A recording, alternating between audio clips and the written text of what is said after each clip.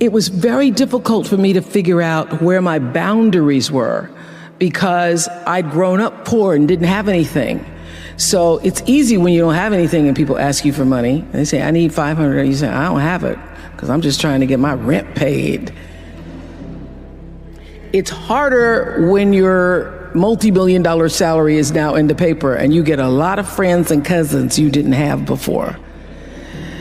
So how do you set boundaries for yourself? I was having trouble setting boundaries for myself for even strangers. People would just show up at my door in Chicago and say, Oprah, I left my husband, please help me. And I would, because she knows I have it. So what I learned is that, the reason why people keep showing up is because my intention is to make them think that I'm such a nice person that you can ask me for anything. You can get me to do anything. I'm going to say yes. I'm going to say yes. So when Stevie called me this time, I thought I'd try out my first no on Stevie. Let's start big. He wanted me to donate some money to a charity, and I didn't want to donate to the charity because I have my own charities and I care about a lot of people, but the problem is when you have money, everybody thinks you just want to give to everything. So every letter I ever get starts with, we know you love the children. Yes, I do love the children, but somebody else is going to have to help the children. So I said to Stevie, no. And as a person who has that disease to please, I was waiting for him then to say, I will never speak to you again. I will never call you. I will never sing a song for you. And he didn't. He just said, okay. Okay? Okay, it's okay? He said, okay, check you later. And what I learned from that is, many times you will have angst and worry about things and put yourself in a state when the other person really isn't even thinking about you. So learning that I could specifically determine for myself what the boundaries were for me, what I wanted to do, give my money, give my time, give of my service to who I wanted to give it to when I did, that I get to make that decision. And just because you get 100 requests a week doesn't mean you have to try to fulfill all of that. Just because you have all of these demands on your time and on you doesn't mean that you have to say yes. You get to decide because you're the master of your fate. The captain of your soul, as William Ernest Henley said in Invictus. And understanding that really changed the meaning of my life in that I was no longer driven by what other people wanted me to do, but took charge of my own destiny, making choices based upon what do I feel is the next right move for me. Quincy Jones discovered me. And it's so interesting to me because when I was working as a television newswoman in Baltimore, and really all I wanted to do was be an actress, but I was doing television, and I felt at the time, well, I can't quit this job because this is what everybody else wants to do. And if I quit this job, what am I going to do? And I was going to a speech coach at the time that the station had sent me to. The broadcasting school, they sent everybody to the same woman. And I was telling her, I really don't want to do this. What I really want to do is act. And she says, my dear, you don't want to act. Because if you wanted to act, you'd be doing it. What you want to be, my dear, is a star. Because if you wanted to act, you'd be waiting tables in New York. And I thought, now why am I going to wait tables if I'm already working in TV? So I said, well, what I think is going to happen is I will be discovered. Because I want it so badly, somebody's going to have to discover me. And she said, you just dream. You dream, you're a dreamer. So when it happened, I called her up. I said, you will not believe this. I got discovered.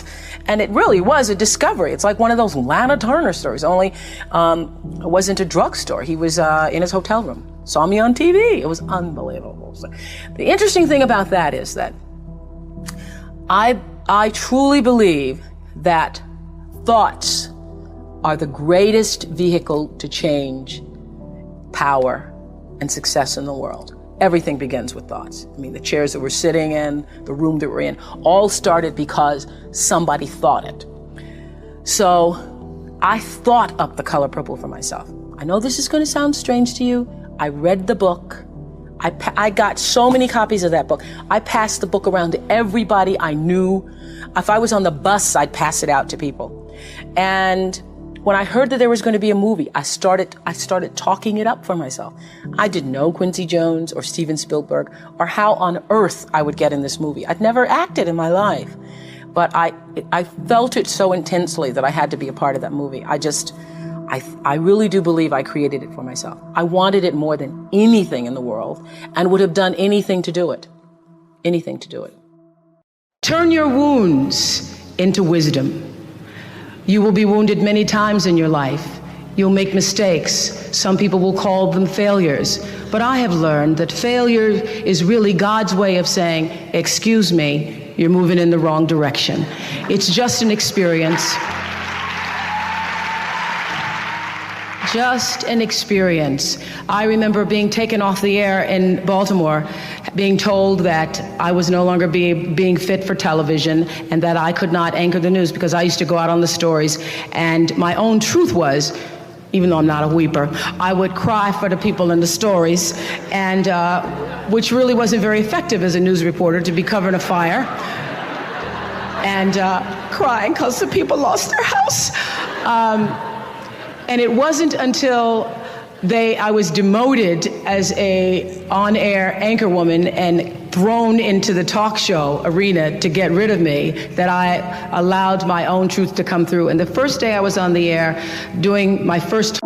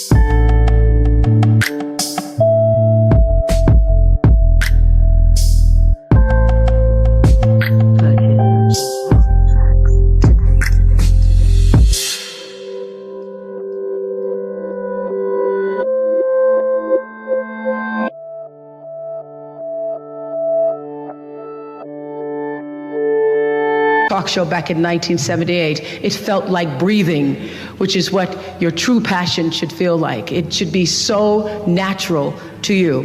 And so I took what had been a mistake, what had been perceived as a failure with my career as an anchor woman in the news business, and turned it into a talk show career that's done okay for me.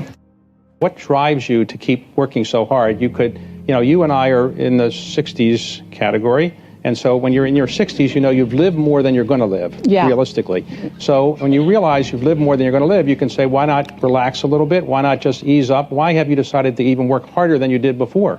Because I think, David, that everybody, the thing that worked for me all these years, whether it was the magazine, or which I still have, or whether it was the show, I understood that there's a common denominator in the human experience. And I want the same thing you want, which is the same thing you want and you want. What we all want is to be able to live out the truest, highest expression of ourselves as a human being. That doesn't end until you take your last breath. What is the truest, highest vision that you hold for yourself? No matter where you are in your life, there's always the next level. There's always the next level to the last breath. So I feel that I always knew that I would be done with the show when I felt like, I've said as much as I could say here on this platform. And then how will I be used? I feel that until you have used your value as a human being, you're not done. I first started as a broadcaster. I was 19, very insecure, thrown into television, pretending to be Barbara Walters, looking nothing like her, and still going to college. So I do all my classes in the morning from 8 to 1, and then the afternoon I work from 2 to 10 and did the 6 o'clock news. And would stay up and study and all that stuff, until 1, 2, 3 o'clock in the morning, and then just start the routine all over again. And my classmates were so jealous of me that I remember taking my little $115 paycheck, and at the time I thought it was really a lot, but taking $115 and trying to appease them. I would always, anytime anybody needed money, I was always offering, you need $10, or taking them out for pizza, ordering pizza for the class and things like that. That whole disease to please, that's where it was the worst for me, I think, because I wanted to be accepted by them and could not be, because first of all, I didn't have the time. They wanted me to pledge, and I didn't have the time to pledge. I didn't have the time to be a part of all the other college activities or a part of that whole lifestyle. And it was very difficult for me socially, really one of the worst times of my life, because I was trying to fit in school and be a part of that culture, but also trying to build a career in television. It's very difficult for me to even see myself as successful, because I still see myself as in the process of becoming successful.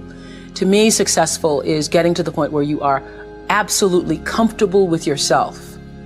And it does not matter how many things you have acquired. The ability to learn to say no and not to feel guilty about it, to me, is about the greatest success I have achieved. The fact that I have, in the public side, done whatever is fine. It's all a part of a process for growing for me. But to me, to have the kind of internal strength and internal courage it takes to say, no, I will not let you treat me this way, is what success is all about. It's the same thing that prevents you from being abused as a child, that prevents you from being abused as an adult, that allows you to build success for yourself. I will not be treated this way. I demand only the best for myself. You are worthy to say no. That it's okay if you say no. It's okay if you say no and then people don't like you. That's really okay. The important thing is how you feel about what you're doing, how you feel about yourself. It's a long struggle, though. It's a long struggle. And I'm just hoping that, in the work that I do on the show and the speaking that I do around the country, and that young people who are watching this can get the lesson sooner than I did. Because it's painful, because you keep repeating it over and over and over until you get it right. And what I found is that every time you have to repeat the lesson, it gets worse. Because I call it God trying to get your attention, the universe trying to get your attention. So we didn't get your attention the first time, so we're going to have to hit you a little harder this time. So I'm still doing it. I'm still learning. Create the highest, grandest vision possible for your life, because You become what you believe. When I was a little girl, Mississippi, growing up on the farm, only buckwheat as a role model, watching my grandmother boil clothes in a big iron pot through the screen door because we didn't have a washing machine and made everything we had. I watched her and realized somehow inside myself and the spirit of myself that although this was segregated Mississippi and I was colored and female, that my life could be bigger, greater than what I saw. I remember being 4 or 5 years old. I certainly couldn't articulate it, but it was a feeling, and a feeling that I allowed myself to follow. I allowed myself to follow because if you were to ask me what is the secret to my success, it is because I understand that there is a power greater than myself that rules my life. And in life, if you can be still long enough in all of your endeavors, the good times, the hard times, to connect yourself to the source. I call it God. You can call it whatever you want, to the force, nature, Allah, the power. If you can connect yourself to the source and allow the energy that it is your personality, your life force, to be connected to the greater force, anything is possible for you. I am proof of that. I think that my life, the fact that I was born where I was born and the time that I was and have been able to do what I've done, speaks to the possibility, not that I am special, but that it could be done. I have paid attention to my life because I understand that my life, just like your life, is always speaking to you, where you are, in the language, with the people, with the circumstances and experiences that you can understand and interpret if you are willing to see that always life, God, is speaking to you. Now, it took me a while to actually really get this and to understand it, but once I did, I started paying attention to everything. And one of the reasons why I can now accept the fact that I can offer my gatherings of information and wisdom and call myself a spiritual teacher is that every single person who ever came on my show, and I hear there's like 37,000 guests I've talked to, a lot of them came from dysfunction and a lot of them wouldn't appear to be teachers, but every one of them had something to say that was meaningful and valuable and that I could use to grow myself into the best of myself, which is what all of our jobs are. Your number one job is to become more of yourself and to grow yourself into the best of yourself. I remember when I started the school and I said to my beloved friend, Maya Angelou, I said, Maya, I'm just so proud that I was able to create this school. And I said, this is going to be my greatest legacy. And Maya said to me, you have no idea, because your legacy is every life you've touched. And that shifted the way I saw legacy or what you leave behind or what you do. Because Maya was explaining to me that, you know, over all the years of watching your show, everybody who decided that they were going to go back to school or lose weight or no longer hit their children or get out of a bad marriage, all of those people who have seen and experienced your voice. And the same thing with everybody here. Your legacy is every life that you've touched. And we like to think of it. I know you have done amazing things with your philanthropy. We like to think that these great philanthropic moments are the ones that leave the impact or will make the huge difference in the world. But it's really what you do every day. It's how you use your life to be a light to somebody else's, you know, and it's how you use your work as an expression of your own art, whatever that is. Close your eyes for a moment, will you please? And breathe with me. Just close your eyes.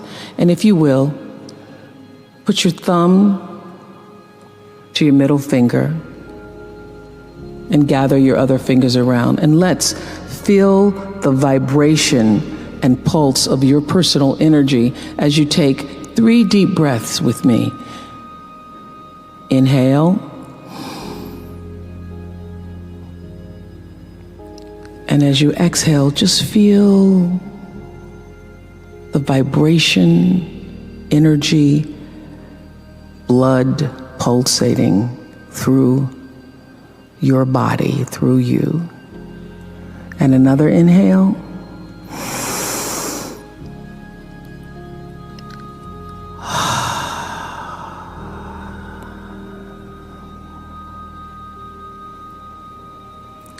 And another inhale.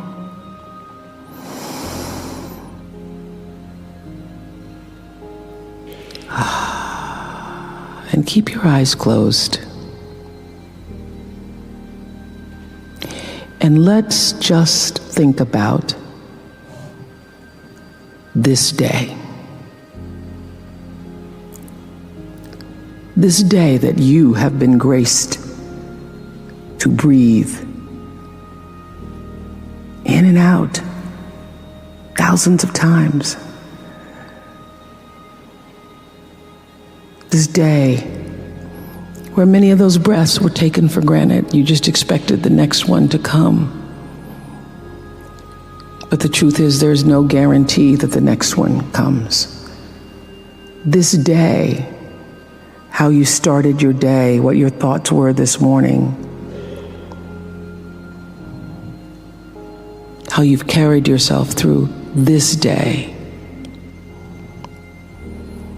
how you've been allowed to have encounters and experiences, some challenging, some more life-enhancing, that pushed you forward another day of being here on the planet Earth as a human being. Let's just think about that. After all you've been through, in this day alone,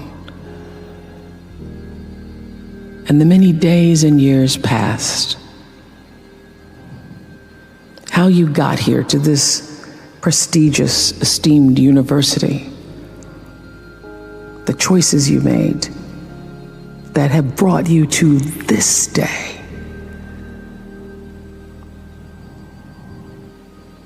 Open your heart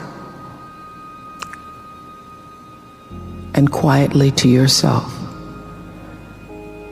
say the only prayer that's ever needed. Thank you. Thank you. Thank you. You're still here.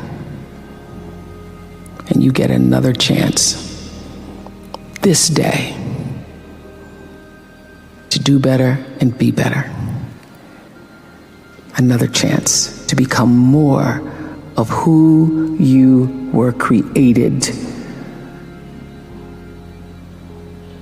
and what you were created to fulfill. Thank you. As I've grown older, I've learned to appreciate living in the moment, and I ask that you do too. I'm asking this graduating class, those of you here, I've asked all of my viewers in America and across the world to do this one thing. Keep a grateful journal. Every night, list 5 things that happened this day, in days to come, that you are grateful for. What it will begin to do is to change your perspective of your day and your life. I believe that if you can learn to focus on what you have, you will always see that the universe is abundant and you will have more. If you concentrate and focus in your life on what you don't have, you will never have enough. Be grateful. Keep a journal. You all are all over my journal tonight.